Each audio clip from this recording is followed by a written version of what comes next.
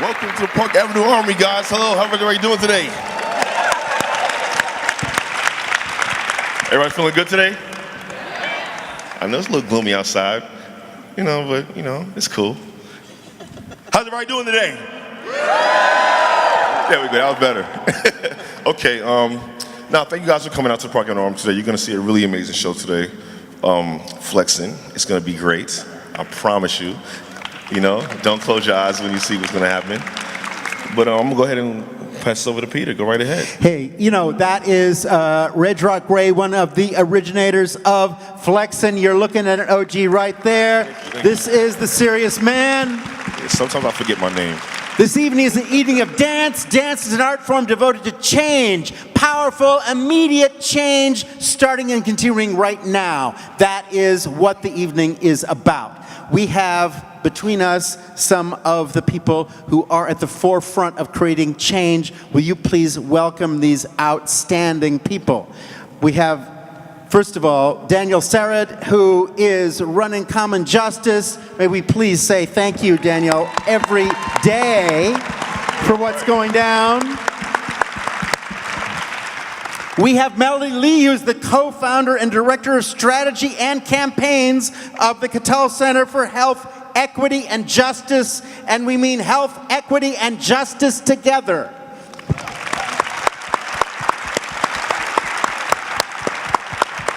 And we have the civil rights lawyer and scholar, the one and only Michelle Alexander, with us in the house tonight. Thank you, thank you, thank you. Danielle, would you please give us the context? Step forward. Go for it. Sure. Good evening, you all. Thank you so much for being here tonight. I direct Common Justice, which develops and advances solutions to violence that meet the needs of those harmed, advance racial equity, and don't rely on prisons. And we've had the enormous pleasure of curating this series of conversations in partnership with the Park Avenue Armory and the FLEXN folks. And part of what brought us together is the place where sort of movement and movement meet, which is in the place of imagination and vision. And so the conversations we've had throughout this series and that we'll have tonight include some of the most forward-thinking people who are helping us to imagine how things can be. So we won't be talking tonight just about how things are, though what we envision will be deeply rooted in an understanding of what is true about what is happening and how it came to be this way, but we'll be talking about what is possible. And we're thrilled in that process of imagining to be joining these incredibly imaginative, visionary, creative folks here and all of you tonight, so thank you. Common Justice is actually pioneering restorative justice in America, and it is located in Brooklyn. The work is national, but it's actually the bellwether of change, of what it means to actually deeply, deeply think and rethink what justice could be. Melody, would you say a word, please? Sure. Good evening, everyone. My name is Melody Lee. I work at the Cattell Center for Health, Equity, and Justice. We're so excited to be here today to be able to talk about what it means to think about justice beyond prisons. As an organization focused on ending mass criminalization, mass incarceration, and the war on drugs, one of the primary campaigns that we've worked on over the course of this last year is a campaign to close Rikers, which is the most notorious jail in the nation.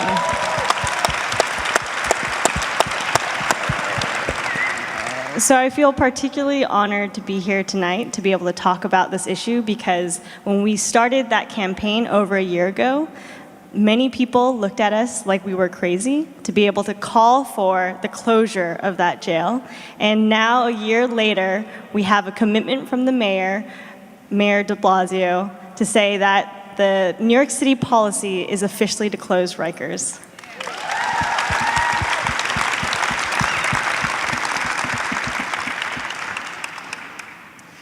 Michelle, would you say a word about moving through the structural questions that we're facing?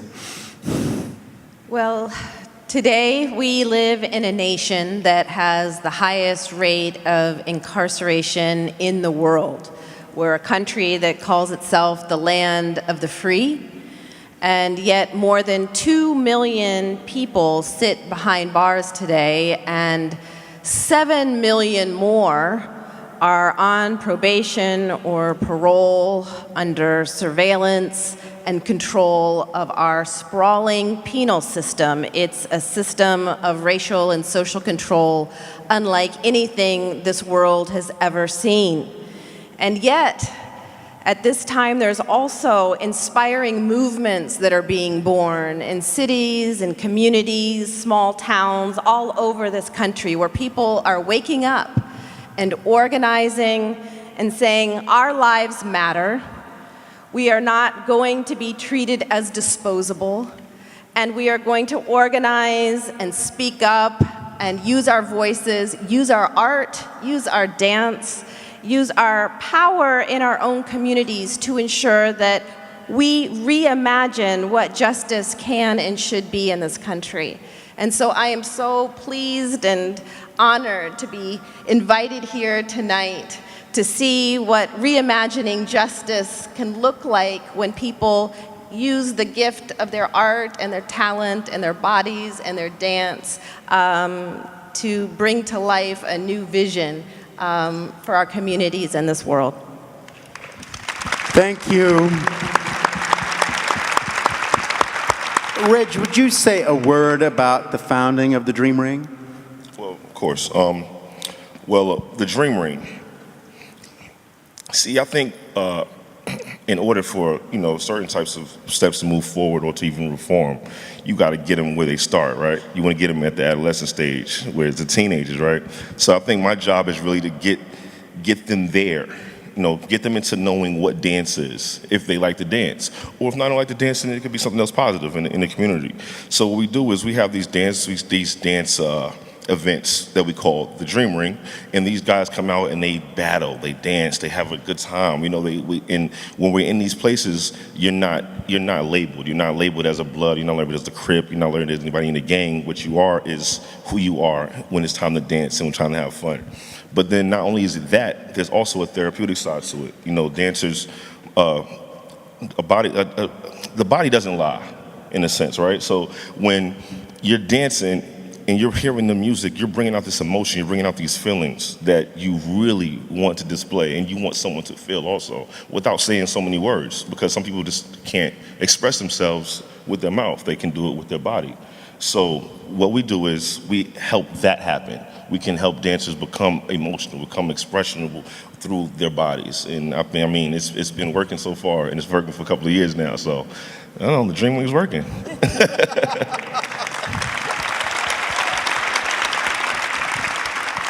Melody, would you just speak of what it means to found this organization and really what it means to say, okay, there is nothing on the landscape that is what we're looking for, so we have to make it?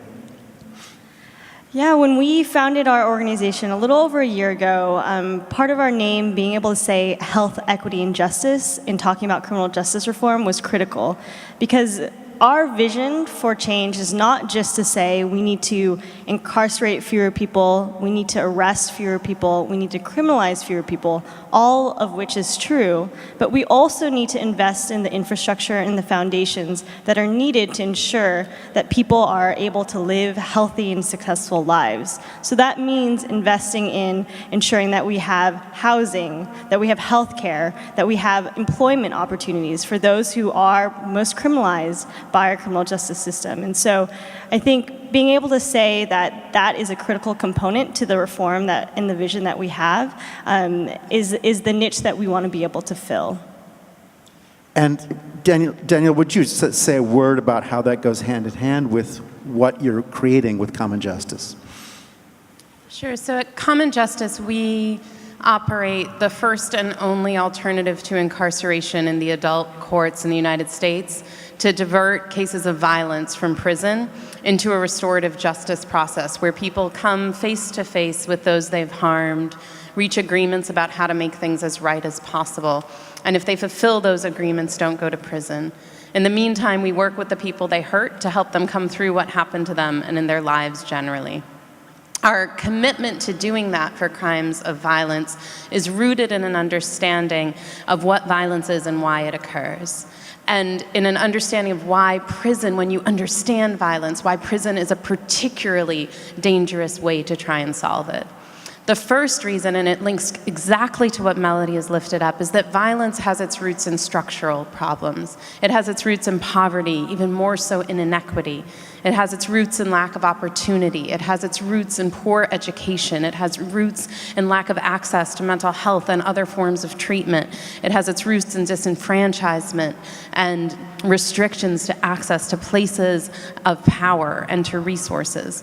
And so when we understand that that is the root of violence, we know that incarceration drives exactly those things. It drives poverty, it drives inequity, it exacerbates mental health problems, it pulls resources out of the very infrastructures that can keep us safe and funnels them into these houses of despair. But not only that, it misunderstands what drives violence on an individual level. So the main things that cause violence, and we know this, those of us who dedicate our lives to ending it, are shame, isolation, exposure to violence, and an inability to meet one's economic needs. I would argue the 4 key features of prison: shame, isolation, exposure to violence, and an inability to meet one's economic needs. So it means we have as our core response to violence built in precisely the things that create violence in the first place. That is not what a country committed to safety does. And so at Common Justice, we think about what it means to develop a solution that is not just a response to prison because it doesn't deliver safety enough, but a response to prison because it generates violence, because it makes us unsafe, and because until we end mass incarceration, we don't stand a chance of ending violence.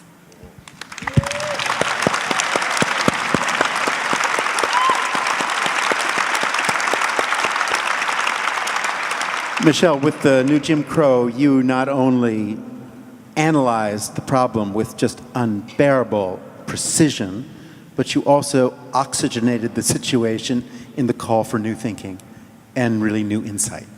And that vision away from the prison industrial complex into what actually is needed in people's lives. Would you speak more into the vision place now where we find ourselves? Well, one of the reasons that I wrote my book was because I wanted people to come to understand that the system of mass incarceration is connected in profound ways to our racial history and our racial present. That if you want to trace back the roots of mass incarceration, you need to go back to slavery. And we in this nation have a history of responding to poor people and people of color with a punitive response, and using systems of racial and social control like slavery, like Jim Crow, as a way of dividing and controlling many for the benefit of a few. And if we are going to end mass incarceration in the United States, it's going to require a commitment, a profound commitment to building multiracial, multi-ethnic, multi-faith, multi-gender movements rooted in an understanding of the dignity and humanity of each and every one of us, no matter who we are, where we came from, or what we may have done. And today in our nation, yes. Thank you. We hear calls for war again.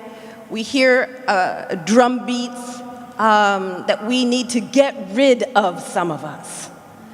And it is at this time, I think, that we must embrace one another, stand in solidarity with one another, and insist that we choose to invest the billions of dollars that are currently being spent building prisons and potentially building a wall into communities that have been most devastated by mass incarceration and mass deportation, investing in schools, in healthcare, in housing, in economic development, so that we can value all lives, rather than identifying some of us as undeserving and disposable, and drawing lines and boundaries around those communities and those kinds of people defined by race and class that we choose to control, rather than learning to live with one another with care, compassion, concern, and dignity.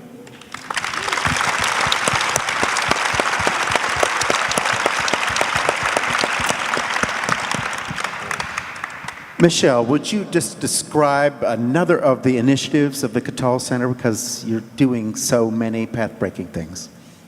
Sure. So in addition to looking at closure of Rikers, what we want to talk about is how to address front-end problems around the criminal justice system. So how do you prevent people from entering the criminal justice system to begin with? And one of those points is when law enforcement have contact with individuals who are cycling in and out of the system largely due to mental health issues, due to substance use issues, or due to poverty or homelessness. And so instead of having those people be arrested, go through the system as usual, we're focused on building diversion programs that mean police officers on point of contact can connect that person to a case manager. So they can call someone up and say, let me, instead of arresting this person, connect them to the services that they need, utilizing a harm reduction approach, which means meeting that person where they're at. So rather than mandating programs, mandating treatment, they're allowing that individual to identify what it is that their needs are so that they can ultimately address the underlying issues. And this program, which is called Law Enforcement Assisted Diversion, was founded in Seattle and has seen through independent evaluation up to a 58% reduction in recidivism. So it demonstrates some pretty profound results, saying that when you provide people with the services that they need, when they self-identify those needs, you ultimately see fewer people engaged in additional criminal activity and being entered into the criminal justice system. Thank you. Again, the money that is spent to take people out, the trillions of dollars on the completely failed drug war that's moved through 3 generations with such devastating laying waste to communities, families, and individuals. We now have the historical testimony as of last year of John Ehrlichman himself saying that the drug war was cooked up one afternoon in Richard Nixon's office so he would win the next election, and it was a way to take out people of color and hippies on college campuses. How a failed drug war, because of course in the 20s people figured out that prohibition wasn't working and finally repealed it, how something that wasn't work not only wasn't repealed, but was augmented and augmented and augmented, and meanwhile tripled the flow of drugs in the United States of America. How has that not been taken down? It is time. It is time to replace and redirect those efforts into building. Michelle, you have direct open line at this moment to Jeff Sessions. Go. You know, I don't have anything to say to Jeff Sessions. I don't. What I want to say is something to all of us, right? Is what are we willing to do now? You know, I think that there's a persistent myth in that the people who have power live in Washington, D.C. and have jobs in the White House and the Supreme Court and in the Capitol. And if we are going to make this a real, living, breathing democracy, we're going to have to remind ourselves over and over again that Our voices matter. We have the power. If we want to end this drug war, we can end it. It's not up to Jeff Sessions to end it. It's up to us to get organized in our own communities and demand that drugs are treated as a public health problem, not as a crime. That we actually try to solve the conditions that lead to violence, create jobs and education, and adopt restorative justice. We can do this in our own communities. We don't need to wait on Jeff Sessions to do the right thing or for Donald Trump to get impeached. We can begin right here, right now, in our own communities, building the kind of movement that will not only end the drug war, but will help to break this history and cycle of creating enormous systems of racial and social control in this country. Thank you so much. Ladies and gentlemen, it's time for some dancing. Let's get it. Let's get it. Let's get Okay, it. what you're about to see is FLEXN. Okay, FLEXN consists, it's an art form invented in the last 15 years by a group of people in Brooklyn and East New York. The 5 principal moves that you are going to see. 1, bone breaking. Your bones are broken every single day. You have to reinvent yourself from whatever is left in some new form and new combination. You have to creatively respond to whatever you are facing and come back in a completely new form. Every day, every minute, many times a day. This is dedicated to the creative possibility of them thinking they can destroy you, and instead you just created 25 new yous. What we're talking about is connecting. These are these amazing hand movements which connect every part of the body to every other part of the body, every part of your life to every other part of your life, every life to every other life, every galaxy to every galaxy. You're watching this non-stop, insane level of connectivity and creativity moving at this hyper level of electrical aliveness that will not be denied. You are watching gliding. Gliding is what it means when life is filled with nothing but obstacles, but you have to move through them, not just around them, and you have to be able to be smooth. You can't lose it. You got to actually fly, because walking is out of the question. And so how you got from here to there, nobody can even tell you. No one saw your feet move. You were gliding because it is time to soar, not just simply lurch forward. It is about the creative leap that is called for at every moment. You're also going to see grooving, which means stay in the groove, right? The world is trying to get you out of your groove all the time. It's about staying in the groove. You'll see this music that you're hearing a lot of is coming from the Jamaican dance hall tradition, Bruck Up.